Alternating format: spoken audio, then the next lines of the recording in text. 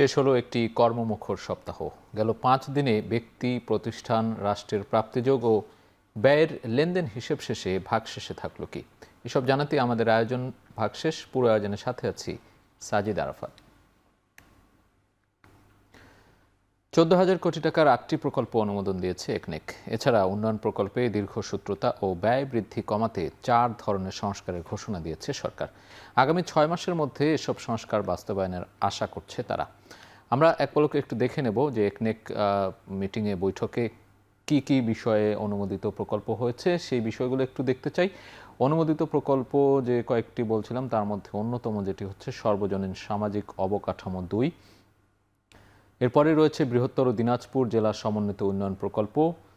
এর পরের ধাপে রয়েছে দুর্যোগ আশ্রয় কেন্দ্র নির্মাণ, পল্লী সড়ক রক্ষণাবেক্ষণ ও কর্মসংস্থান প্রকল্প, ঢাকা আশুলিয়া এলিভেটেড এক্সপ্রেসওয়ে নির্মাণ প্রকল্প। এছাড়া রয়েছে নতুন গ্যাস অনুসন্ধান, কূপ খনন প্রকল্প ও কিডনি ডায়ালাইসিস সেবা সম্প্রসারণ প্রকল্প। এই পরিকল্পনা মন্ত্রণালয়ের যে সবশেষ বৈঠক বা একনেকের যে সবশেষ বৈঠক, সেই বৈঠকে কিন্তু এই সিদ্ধান্তগুলো নেওয়া হয় এবং পরবর্তীতে আমরা দেখছি যে এর পাশাপাশি, এই প্রকল্পগুলোর পাশাপাশি 4 ধরনের সংস্কারের কথা বলছে সরকার। সেই 4 ধরনের সংস্কার দ্রুততম সময়ের মধ্যেই তারা করতে চায়, যাতে করে জবাবদিহিতা নিশ্চিত হয় এবং এই কার্যক্রম যাতে গতিশীল থাকে। সেই 4 ধরনের সংস্কারের কথা যেটি বলছে সরকার, সেটি আমরা একটু দেখতে চাই। 5 বছর মেয়াদী কৌশলগত উন্নয়ন কাঠামো চূড়ান্ত, এটি একটি সংস্কারের মূল পরিকল্পনা তাদের। এছাড়া রয়েছে প্রকল্প পর্যবেক্ষণের ড্যাশবোর্ড তৈরি।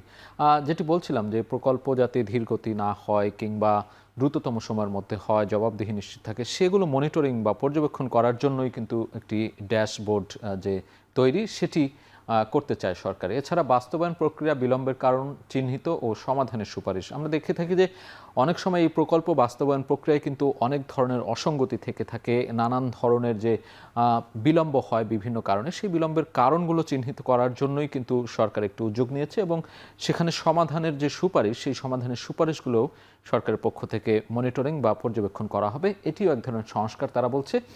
এছাড়া পরিকল্পনা বিভাগ, এনবিআর, বিবিএস সহ সংশ্লিষ্ট যে সংস্থাগুলো রয়েছে, তাদেরকে সবাইকে ডিজিটাল প্ল্যাটফর্মে আনা। ডিজিটাল প্ল্যাটফর্মে আনার ফলে আসলে কি হবে? ডিজিটাল প্ল্যাটফর্মে আনার ফলেই এই যে সমন্বিত উদ্যোগ যে বিভাগগুলো রয়েছে, পরিকল্পনা বিভাগ, এনবিআর সহ বিবিএস বা বাংলাদেশ পরিসংখ্যান ব্যুরো, তাদেরকে এক প্ল্যাটফর্মে, ডিজিটাল প্ল্যাটফর্মে আনার ফলে কিন্তু কাজ সহজীকরণ হবে এবং দ্রুততম সময়ের মধ্যে হবে, এটি সরকার মনে করছে। এবং সেই কারণেই এই যে 4 ধরনের সংস্কারের কথা বলছে তারা, যে একনেকের যে প্রকল্পগুলো বাস্তবায়ন করা হবে, সেই প্রকল্প বাস্তবায়নের ক্ষেত্রে এই 4 ধরনের সংস্কার কার্যকরী ভূমিকা রাখবে বলে ধারণা করা হচ্ছে। বাংলাদেশের মান অনুযায়ী নির্ধারিত মানদণ্ড পূরণে ব্যর্থ হওয়ায় 4 প্রতিষ্ঠানের 8টি পণ্য বাজার থেকে প্রত্যাহার করার নির্দেশ দিয়েছে বিএসটিআই। মাত্রাতিরিক্ত প্রিজারভেটিভ ও ক্ষতিকর অণুজীবের উপস্থিতি ও এসব পণ্যে মানের ব্যত্যয় ঘটায় এই সিদ্ধান্ত দিয়েছে সংস্থাটি। আমরা এই যে চলতি সপ্তাহের কথা বলছি, এই চলতি সপ্তাহের কয়েকদিন আগেই কিন্তু এটি এই সিদ্ধান্ত নেওয়া হয়েছে। আমরা একটু দেখতে চাই যে কোন কোন পণ্য এবং কি কি কারণে বিএসটিআই এই পণ্যগুলোকে বাজারজাতকরণে নিষিদ্ধ ঘোষণা করেছে। 8 ধরনের পণ্য প্রত্যাহার করতে বলা হয়েছে। আমরা কোম্পানিগুলোর একটু নাম দেখতে চাই। 4টি কোম্পানি রয়েছে।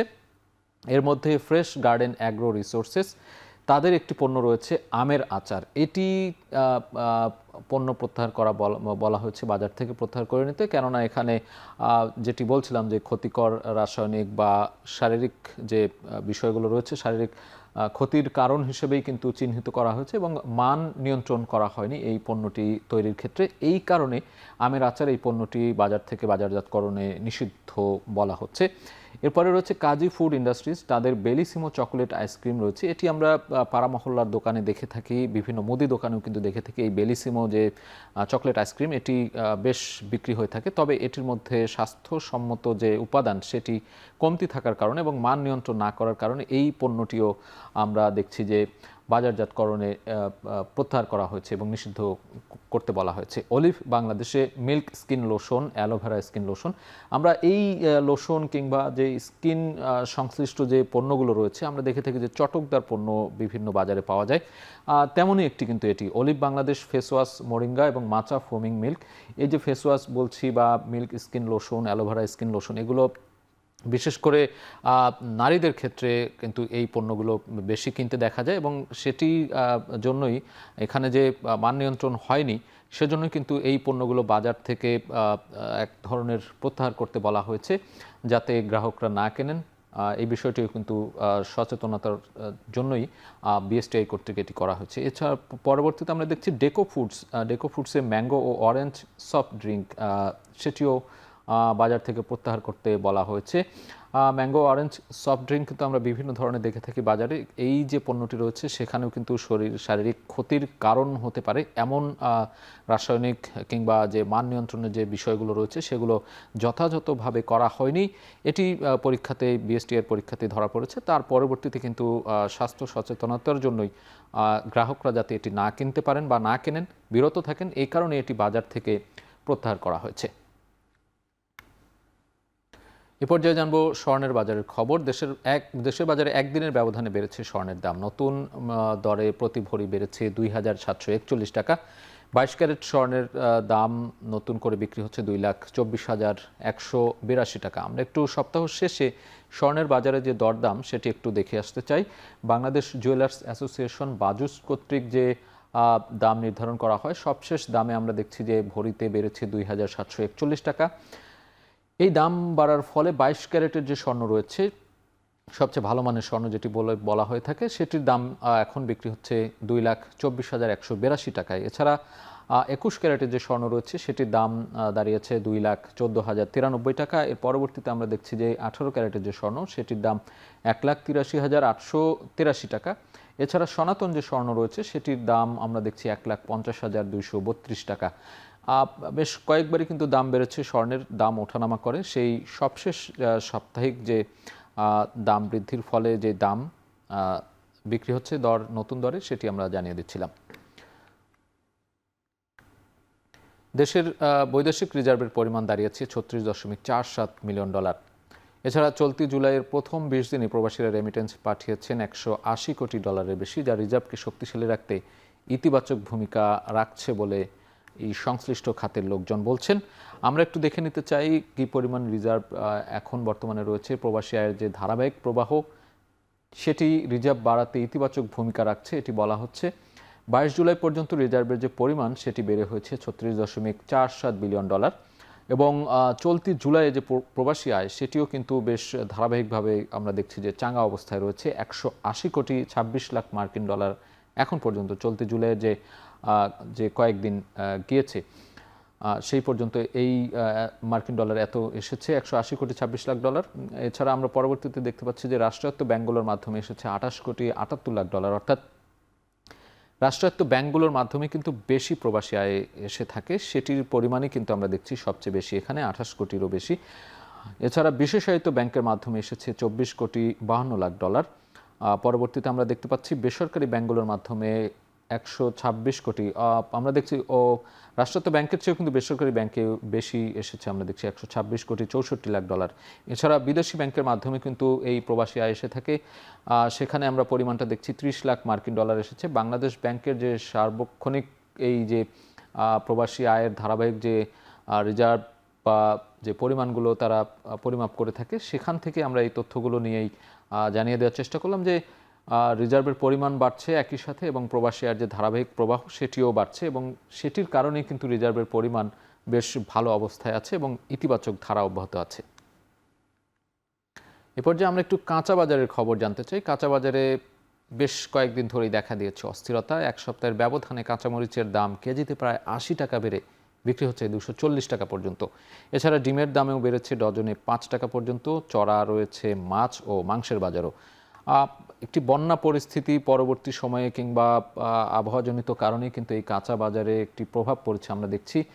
সেই প্রভাবের কারণে বিভিন্ন পণ্যের দামও কিন্তু বেড়েছে। আমরা যে সাপ্তাহিক বাজারের যে প্রভাব সেটি দেখে থাকি, বিশেষ করে কাঁচামরিচের দামটি কিন্তু আগের দর আমরা দেখতে পাচ্ছি ১২০ থেকে ১৬০ টাকা ছিল, সেখানে আমরা দেখছি এক লাফে ২২০ থেকে ২৪০ টাকা পর্যন্ত বেড়েছে। এছাড়া চিচিঙ্গা, ঝিঙে সেটিরও দাম কিন্তু ১০০ টাকা ছাড়িয়েছে। আমরা দেখছি আগের যে দর বা এক সপ্তাহ বা ২ সপ্তাহ আগে যেটি ছিল ৭০ থেকে ৮০ টাকা, সেটি ১০০ থেকে ১২০ টাকা পর্যন্ত বিক্রি হচ্ছে। বেগুনের দামে আমরা দেখছি যে কেজিতে 20 থেকে 30 টাকা পর্যন্ত বেড়েছে। সেখানে আমরা আগের দর যদি দেখি 70 থেকে 90 টাকা, সেটি 100 থেকে 120 টাকায় বিক্রি হচ্ছে এখন। ব্রয়লার মুরগির ক্ষেত্রে আমরা দেখছি দাম অপরিবর্তিত রয়েছে, বাজারে 170 থেকে 185, 190 এই দামেই পাওয়া যাচ্ছে। সেই দামটি কিন্তু বর্তমানেও একই রকম রয়েছে। এছাড়া ডিমের দামে 5 টাকা পর্যন্ত কিন্তু বেড়েছে। আমরা 120 থেকে 130 টাকা যে আগের দর ডজন যেটি, সেটি 125 থেকে 135 টাকা পর্যন্ত হয়েছে। এটি আসলে সবশেষ যে বন্যা পরিস্থিতি কিংবা আবহাওয়াজনিত কারণে বিভিন্ন কাঁচা যে সবজির সরবরাহ, সেই সরবরাহ ব্যাঘাত ঘটার ফলেই আমরা দেখছি যে কাঁচা বাজারে একটি প্রভাব পড়ে, নেতিবাচক প্রভাব, এবং এর কারণেই দাম বেড়ে যায় এবং বাড়তি দাম মিটিয়ে গ্রাহকদের কিনতে হয়। সপ্তাহের শেষ কার্যদিবসে ঢাকা স্টক এক্সচেঞ্জে কমেছে সূচক ও লেনদেনের পরিমাণ। এদিন লেনদেন হয়েছে 938 কোটি 8 লাখ টাকা, যা আগের দিনের চেয়ে 273 কোটি টাকা কম। আমরা এক নজরে একটু দেখতে চাই সপ্তাহের শেষ দিনে ঢাকা স্টক এক্সচেঞ্জে কী অবস্থা ছিল। সূচক ও লেনদেনের পরিমাণ আমরা দেখছি যে প্রধান সূচক ডিএসসি এক্স, সেখানে সূচকের পরিমাণ 5804 পয়েন্ট, এবং যেটি বলছিলাম যে সূচকের পরিমাণ কিন্তু কমেছে এবং 66 পয়েন্ট কমেছে। আমরা দেখতে পাচ্ছি লেনদেন হয়েছে 938 কোটি 8 লাখ টাকা, যেটি গত দিনের চেয়ে অর্থাৎ একদিন আগের চেয়ে 273 কোটি টাকা কম। এছাড়া দর পরিবর্তনের ক্ষেত্রে আমরা দেখছি 59টি কোম্পানির শেয়ারের দর বেড়েছে, কমেছে বেশিরভাগ কোম্পানির শেয়ারের দর, সেই সংখ্যাটি আমরা দেখছি 310, অর্থাৎ অন্যান্য দিনের তুলনায় আজকে কিন্তু বেশ অনেক কোম্পানির শেয়ারের দর পতন হয়েছে। এছাড়া অপরিবর্তিত রয়েছে 20টি কোম্পানির শেয়ারের দর। এই ছিল ঢাকা স্টক এক্সচেঞ্জে আজকের যে চালচিত্র। এর পর্যায়ে আমরা দেখতে চাই চট্টগ্রাম স্টক এক্সচেঞ্জ। সেখানে সূচক লেনদেনের পরিমাণ কমেছে, লেনদেন হয়েছে 20 কোটি 13 লাখ টাকা, যা আগের দিনের চেয়ে 3 কোটি 27 লাখ টাকা কম। চট্টগ্রাম স্টক এক্সচেঞ্জের যে আজকের দিনের কি হালচাল ছিল সেটি একটু দেখতে চাই। সিএসপিআই যে প্রধান সূচক, সূচকের পরিমাণ আমরা দেখছি 15,620 পয়েন্ট ছিল, সেখানেও কিন্তু 158 পয়েন্ট কমেছে, অর্থাৎ বেশ বড় একটি দরপতন হয়েছে আমরা দেখছি আজকে, এবং লেনদেনের পরিমাণ 20 কোটি 13 লাখ টাকা, সেক্ষেত্রে গত দিনের চেয়ে কমেছে 3 কোটি 27 লাখ টাকা কমেছে আজকে আমরা দেখছি। এছাড়া দর পরিবর্তনের ক্ষেত্রে মোটা দাগে আমরা দেখছি যে 54টি কোম্পানির শেয়ারের দর বেড়েছে এবং বেশিরভাগ কোম্পানির শেয়ারের দর এই চট্টগ্রাম স্টক এক্সচেঞ্জেও কিন্তু আজকে দর পতন হয়েছে। 186টি কোম্পানির শেয়ারের দর আজকে নিম্নমুখী আমরা দেখছি। এছাড়া 22টি কোম্পানির শেয়ারের দর অপরিবর্তিত রয়েছে। এই ছিল চট্টগ্রাম স্টক এক্সচেঞ্জের আজকের সপ্তাহ শেষের চিত্র। সপ্তাহ শেষে পুঁজিবাজারের সূচক কমেছে 96 পয়েন্ট, অন্যদিকে বাজার মূলধন কমেছে 70,000 কোটি টাকা। এক নজরে দেখে নেব এই সপ্তাহের পুঁজিবাজারের সবশেষ অবস্থা। আমরা যদি এক সপ্তাহের একটি একেবারে হালচাল দেখতে চাই, 19 জুলাই থেকে সপ্তাহ শুরু হয়েছিল, আজকে 23 জুলাই সপ্তাহের শেষ দিন। সপ্তাহের শুরুর দিনে আমরা দেখতে পাচ্ছি সূচকের পরিমাণ সেদিন কিন্তু কমেছিল, 44 পয়েন্ট কমেছিল এবং লেনদেন হয়েছিল 1070 কোটি টাকা। বাজার মূলধন ছিল 7,08,000 কোটি টাকা। এই পরবর্তীতে আমরা দেখি পরের দিন আসলে সূচকের পরিমাণ বেড়েছিল 1.9 পয়েন্ট সূচকের পরিবর্তন, কিন্তু লেনদেন কমেছিল দেখছি আমরা। 966 কোটি 5 লাখ টাকা লেনদেন হয়েছিল এবং বাজার মূলধন 7,06,000 কোটি টাকা। এছাড়া 21 জুলাই আমরা দেখছি যে সূচকের পরিবর্তনে বেশ ভালো অবস্থায় ছিল, 41 পয়েন্ট বেড়েছিল এদিন এবং সূচকের পরিমাণ ছিল 5,898, 1,129 কোটি টাকা লেনদেন হয়েছিল। আমরা লেনদেনের পরিমাণটাও দেখছি যে বেড়েছিল এদিন, 7,07,000 কোটি টাকা বাজার মূলধন ছিল। পরবর্তীতে 22 জুলাই আবারও কিন্তু বেশ খানিকটা দরপতন হয়েছিল বা সূচকের পরিবর্তনে আমরা দেখছি যে সূচক কমে গিয়েছিল, 27 পয়েন্ট কমে গিয়েছিল এবং 1,211 কোটি টাকা লেনদেন হয়েছিল। লেনদেনের পরিমাণ বাড়লেও এদিন কিন্তু সূচকের পরিমাণ কমেছিল, এটি আমরা স্পষ্ট এখানে দেখতে পাচ্ছি। এছাড়াও 23 জুলাই আজকে সব শেষ আমরা দেখছি, আজকেও কিন্তু সূচকের পরিমাণ বেশ অনেকটা কমেছে, 66 পয়েন্ট কমেছে আমরা দেখছি। গতদিন 27 পয়েন্ট কমেছিল, আজকে 66 পয়েন্ট কমে সূচকের যে পরিমাণ সেটি 5,804 পয়েন্ট আমরা দেখতে পাচ্ছি এবং লেনদেনের পরিমাণও কিন্তু কমেছে আজকে, 938 কোটি 8 লাখ টাকা এবং বাজার মূলধনের পরিমাণ আমরা দেখছি 7,01,000 কোটি টাকা। এই ছিল সপ্তাহের পুরো সপ্তাহের যে পুঁজিবাজারের সার্বিক অবস্থা, সেই অবস্থা। বৃক্ষরোপণের সাজাই দেশ, সবার আগে বাংলাদেশ, এই স্লোগান নিয়ে যশোরে চলছে সপ্তাহব্যাপী বৃক্ষমেলা। জেলা প্রশাসন ও বন বিভাগের আয়োজনে মেলায় 31টি স্টলে বিভিন্ন নার্সারির অংশগ্রহণে ফলদ ও বনজ সহ বিভিন্ন গাছের চারা প্রদর্শন ও বিক্রি করা হচ্ছে। এ নিয়ে বিস্তারিত জানাতে শহরের টাউন হল মাঠ থেকে যুক্ত হচ্ছেন সহকর্মী রিপন হোসেন। রিপনের সাথে যুক্ত হতে চাই। রিপন, সেখানে বৃক্ষমেলা কেমন দেখছেন, জমে উঠেছে কতটা এবং ক্রেতা বিক্রেতারা কি বলছেন?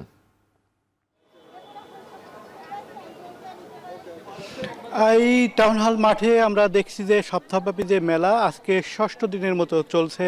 আমরা দেখেছি যে বিভিন্ন সময়ে বিশেষ করে সকালের দিকে স্কুলের যে শিক্ষার্থীরা তারা এসেছিলেন মেলাতে, এবং দুপুরের পর অর্থাৎ বিকালের দিকে আমরা দেখেছি যে বয়স্ক যারা মানুষ রয়েছে, গাছপ্রেমী মানুষ, তারা কিন্তু আসছেন এবং এই যে 31টা স্টল রয়েছে সরকারি বেসরকারি, সেই স্টলগুলো তারা পরিদর্শন করছেন, তাদের পছন্দ মতো গাছ তারা ক্রয় করছেন। আমরা যারা ক্রেতা রয়েছে তাদের সাথে কথা বলেছিলাম, তারা যেটি জানছেন যে বৃক্ষ মেলায় সাধারণত বিভিন্ন প্রজাতির গাছ থাকে। এখানে প্রায় 100 থেকে 150 প্রজাতির যে গাছ সেটি রয়েছে, সেই গাছগুলো তারা দেখছেন এবং যারা শিশুদের নিয়ে আসছেন তারা সেই শিশুদের গাছের সাথে পরিচিত করেছেন, কি গাছ সেটি পরিচিত করেছেন এবং তাদের যে পছন্দ মতো কিছু গাছ তারা ক্রয় করছেন। আমরা দেখেছি যে স্টলগুলোতে বিক্রি চলছে এবং এই যে স্টলগুলো রয়েছে সেই স্টলগুলোতে তারা বিভিন্ন গাছ তারা ক্রয় করছেন, বিশেষ করে ফলজ, বনজ এবং ঔষধি গাছ রয়েছে, পাশাপাশি কিছু বনসাই রয়েছে, কিছু যে ঔষধি গাছ সেইগুলো রয়েছে। সব মিলে এখানে বিক্রি চলছে। আগামীকাল মেলার শেষ দিন চলবে। আমরা দেখেছি যে স্টলগুলোতে লোকের উপচে পড়া ভিড় রয়েছে। তো এই ছিল এখান থেকে আমার কাছে বৃক্ষ মেলার সর্বশেষ খবর। সাদিদ। যশোর থেকে বৃক্ষ মেলার সবশেষ খবর জানাচ্ছিলেন সহকর্মী রিপন হোসেন। এদিকে ব্রাহ্মণবাড়িয়া ঊর্ধ্বমুখী নিত্যপণ্যের বাজার দর সপ্তাহ ব্যবধানে পেঁয়াজের দাম কেজিতে বেড়েছে 15 টাকা। এছাড়া দাম বেড়েছে মশলাজাত পণ্যেরও। বিস্তারিত জানাতে ব্রাহ্মণবাড়িয়ার আনন্দবাজার থেকে যুক্ত হবেন আজিজুল সঞ্চয়। সঞ্চয়ের সাথে যুক্ত হতে চাই। সঞ্চয়, নিত্যপণ্যের বাজার দর কেমন দেখছেন? কোন কোন পণ্যের দাম বেড়েছে? বিক্রেতারা কি বলছেন, ক্রেতারা বা কি বলছেন?